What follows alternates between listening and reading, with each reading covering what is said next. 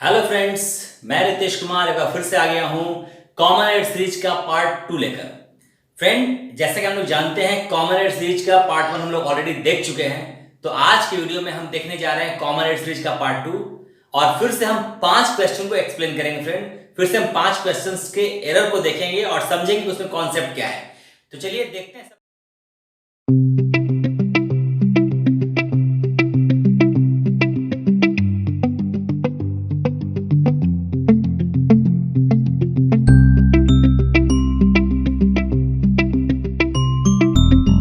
चलिए देखते हैं आज का पहला सवाल। जैसा कि स्क्रीन में आपने देख लिया होगा, हमारा आज का पहला सवाल है, we were looking forward to hear news about the missing fisherman. Missing का मतलब जो गुम हो चुका है, जो कहीं मिल नहीं रहा है, मिसिंग है। We were looking forward to hear news about the missing fisherman. Friend, common एड सीरीज का मेरा उद्देश्य यही है कि आपको ये जो क्वेश्चन मैं दिखा रहा हूं बोर्ड पे, या ऐसे जितने भी क्वेश्चन दिखाऊंगा उसमें जो कॉन्सेप्ट यूज हुआ होगा, अगर वो कॉन्सेप्ट आपके एग्जाम में रिपीट हो रहा है तो आप उसको बना लें। एक बार यहां से सीखने के बाद एग्जाम में, किसी भी एग्जाम में अगर यही कॉन्सेप्ट आता है, क्वेश्चन नहीं, यही कॉन्सेप्ट आता है तो आपको दिक्कत ना हो, आप उसको आसानी से सॉल्व कर लें। तो फ्रेंड, इस क्वेश्चन में गलती क्या है? इस क्वेश्चन में गलती है कि यहां पर 2+ हियर नहीं आना चाहिए, ये गलत है फ्रेंड। क्यों? क्योंकि ऐसा माना जाता है कि जिस सेंटेंस में, इंग्लिश का ये नियम है, जिस सेंटेंस में हम लुक फॉरवर्ड लगा देते हैं, लुक फॉरवर्ड, उसके बाद अगर टू आए, अगर क्या आएगा ही, लुक फॉरवर्ड का टू ही आता है हम जनरली, तो उसके बाद अगर वर्ब आए तो V4 में और नाउन आए तो सिंपली नाउन में रखना है उसको। यानी लुक फॉरवर्ड टू के बाद या तो V4 आ सकता है फ्रेंड, या नाउन आ सकता है। V4 बोले तो V4 को हम जेरेंट भी बोलते हैं कभी कभी, V4 भी एक तरह का नाउन है फ्रेंड। बट सिंपली अगर देखें तो वर्ब का 2+ V1 फॉर्मेट यानी इंफिनिटिव फॉर्मेट नहीं रखेंगे लुक फॉरवर्ड के बाद। लुक फॉरवर्ड का मतलब होता है उम्मीद करना, आशा करना, यानी लुक फॉरवर्ड 2+ V4 हो, चाहे लुक फॉरवर्ड 2+ नाउन हो, आपको यही स्ट्रक्चर यूज करना है। लुक फॉरवर्ड जब यूज करते हैं तो हम उम्मीद करना, आशा करना का मीनिंग देते हैं फ्रेंड सेंटेंस में।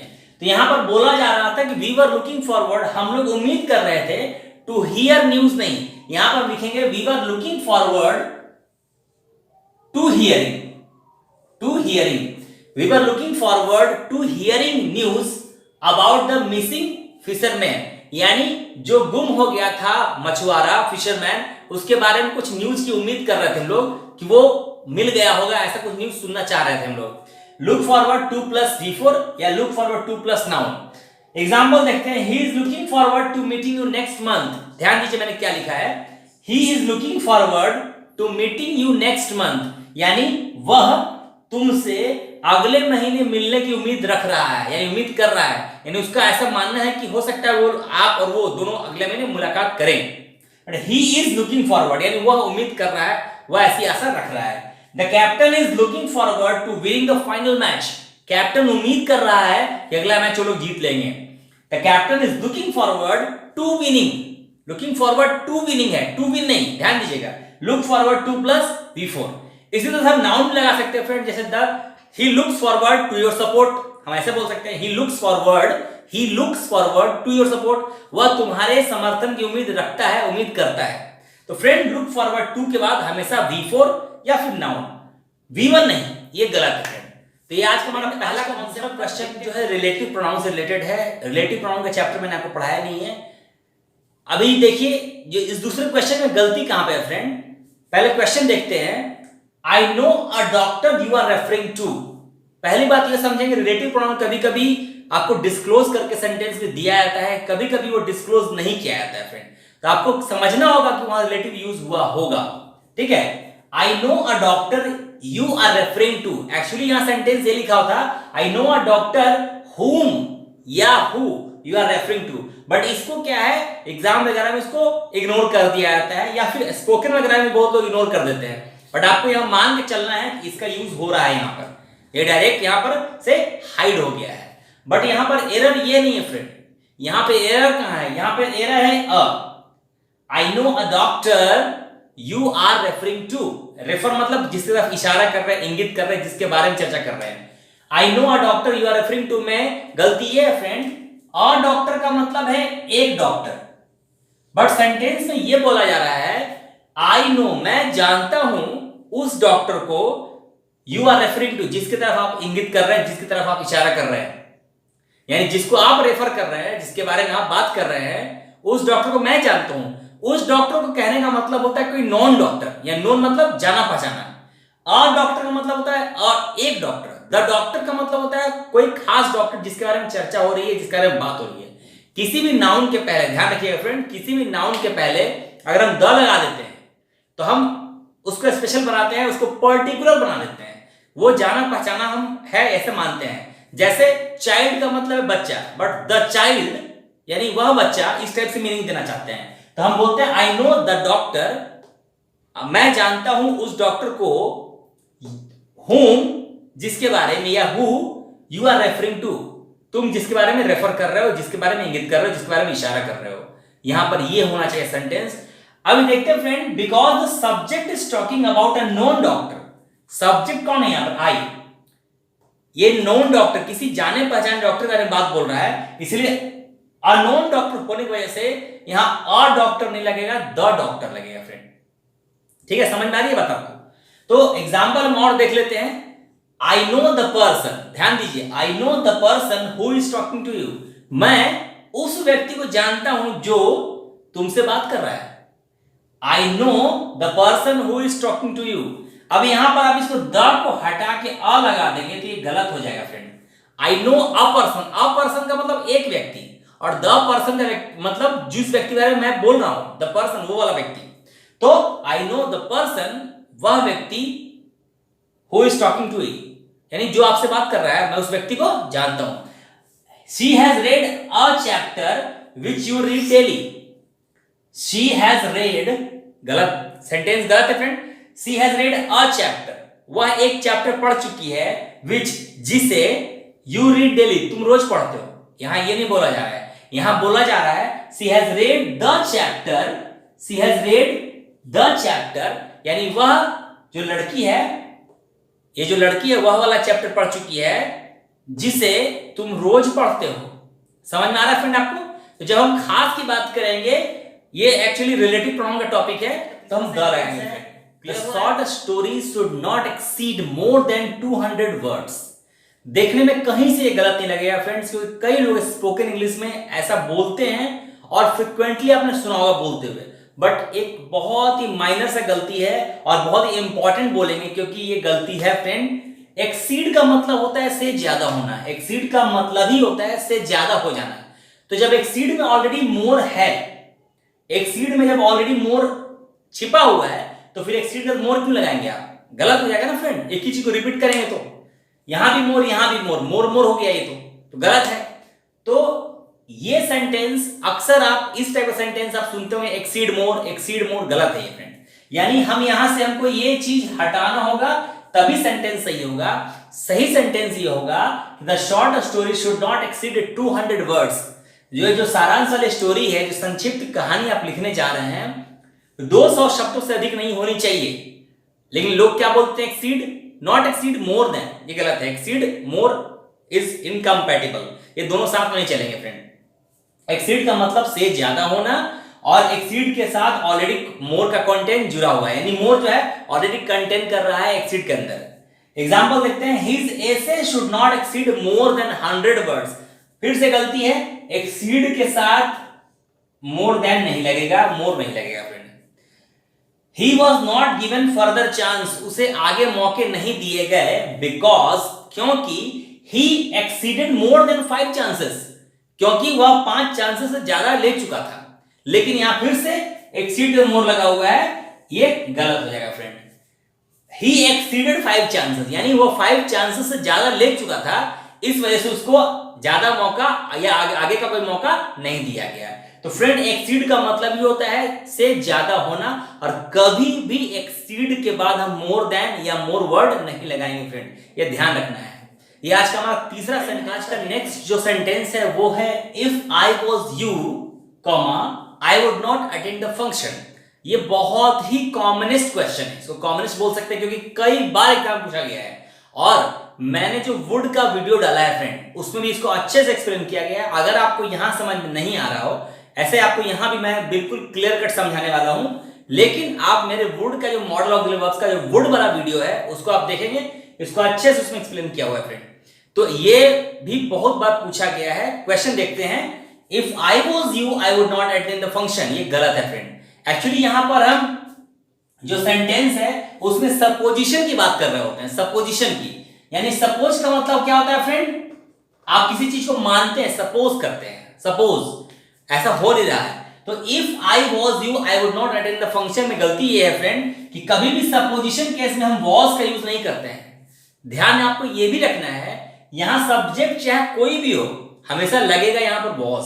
इसलिए मैंने आपको स्ट्रक्चर भी लिख दिया है, if plus subject plus verb. ध्यान दीजिए, इस पोजीशन पे कभी भी वॉज का यूज नहीं करेंगे फ्रेंड। सब्जेक्ट चाहे कोई भी हो, सिंगुलर हो सब्जेक्ट चाहे प्लूरल हो, कोई भी हो, यहां हमेशा वर्ब यूज करेंगे और सेकंड पार्ट में हम वुड यूज करेंगे। ये मैं आपको पार्ट वाइज करके दिखाया हूं। एक ही सेंटेंस दो हिस्सों में बटा हुआ है फ्रेंड। ये देखिए, पहला हिस्सा यहां से शुरू यहां तक है, फिर कॉमा है, फिर दूसरा हिस्सा यहां से शुरू यहां तक है। ठीक है, तो ये है फ्रेंड, एक ही सेंटेंस दो हिस्सों में बटा हुआ है। तो दोनों हिस्सों के लिए अलग अलग रूल है। पहले हिस्से के लिए है if plus subject plus verb plus object, comma, दूसरे हिस्से के लिए subject plus would plus V1 plus object. अब इसी पैटर्न पे, इसी चैनल पे आपको चलना है फ्रेंड, इसी पैटर्न पे चलना है। एग्जांपल देखिए, if he were my friend, यदि वह मेरा दोस्त होता है, ये सपोज है, मान लो if he were my friend he would help me, तो वह मेरी मदद करता।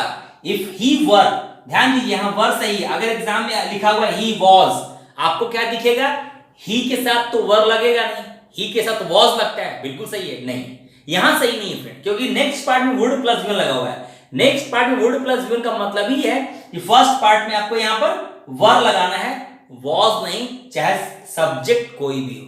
तो फ्रेंड आपको सीख लेना है, इफ शी वर टैलेंटेड, यदि वह टैलेंटेड होती, मान लो कि वह टैलेंटेड होती, यदि वह टैलेंटेड होती, she would pass this test, तो वह इस टेस्ट को पास कर लेती।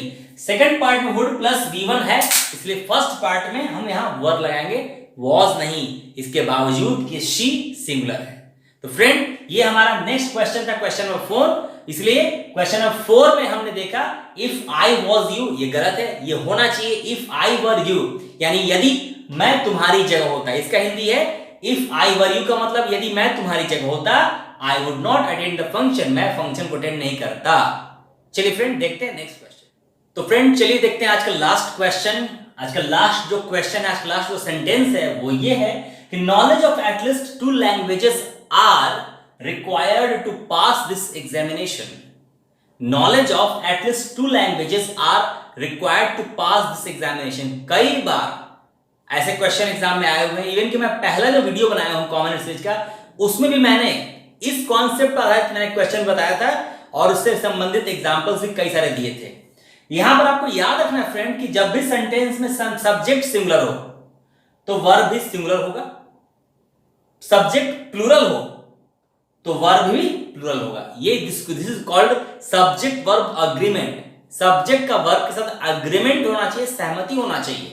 ठीक है, knowledge of at least 2 languages, actually यहां जो आर लिखा हुआ है ये नॉलेज के लिए आया है, जबकि नॉलेज सिंगुलर है। यहां पर नॉलेज मतलब जानकारी, 2 भाषाओं की जानकारी बोल रहा है कि कम से कम 2 भाषाओं की जानकारी आवश्यक है, इज रिक्वायर्ड, आवश्यक है। Knowledge is required, not 2 languages are required, क्योंकि 2 लैंग्वेजेस की जानकारी है ना।